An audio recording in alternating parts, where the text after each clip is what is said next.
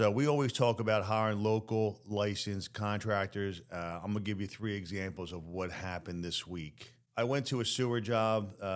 This lady, I'm gonna name the town, Northfield, bought a home, renovated it, 300 or 400K, and beautiful house. They did all the plumbing. They had a clogged sewer out front, and they had a franchise come in, and she thought change the sewer. A week or two later, it's backing up again. They want to do some extensive work, and she's like, let me get a second opinion. We come in with the camera and realize, no, ma'am, you just have a new clean out put in, and they hit her over the head with a big number that she thought she had the whole sewer done. And again, there's always two sides to a story, but she was pretty adamant that she thought it was done, and she was basically in tears. We ended up going in there and having to reroute the whole sewer line because when they did this total renovation, they skipped the main frame, your heart. They left the old heart in the system and never replaced the cast iron sewer from crawl space to the street. We ended up doing it at a cost, of course, but should have been done in the beginning. My second stop of the week was same situation, Margate. This gentleman spent, I got to tell you, immaculate.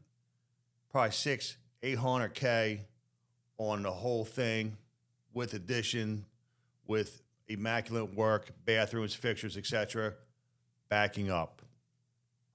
We go into the house, second opinion.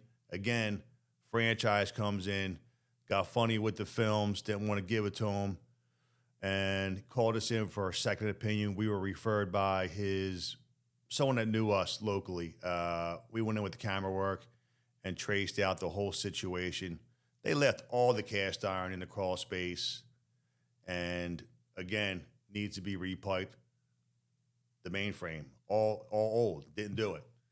And my final stop of the week was a young lady on Atlantic City. We go there for some heat work, and we find out that she had a contractor come in there, home handyman, builder slash renovation guy, has ghosted her.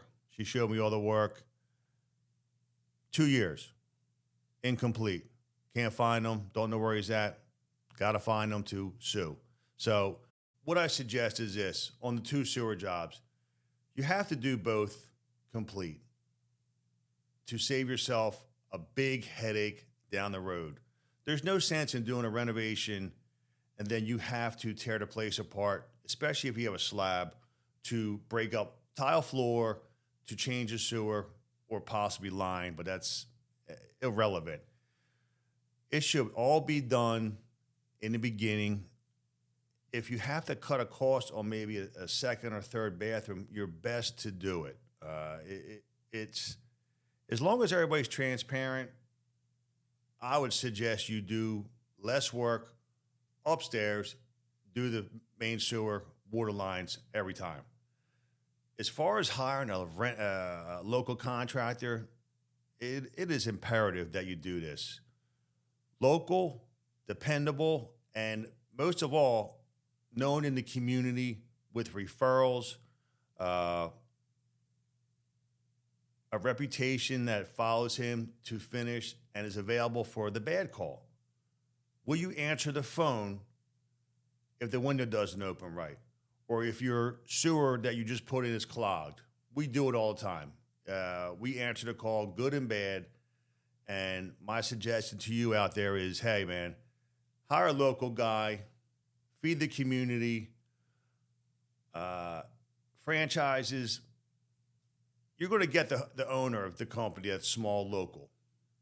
If it's a real problem, I'll be there as my company rep. We've been here 42 years. I personally see stuff through, the good and the bad. And I know plenty of contractors out. This goes across the board. Carpenters, electricians, HVAC, painters. We know all the good ones. So what I'm saying is, before you do a project, get the reputation of the company you want to hire and do your homework. Just don't go by Google reviews. Sometimes they can be funny. Talk to your family, talk to friends, see who they used in the past, and get yourself a head start of not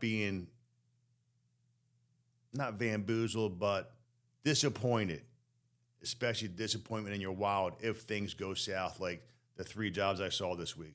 And that is your tip of the week. I mean, just hiring the right contractor local is where we want to go with that.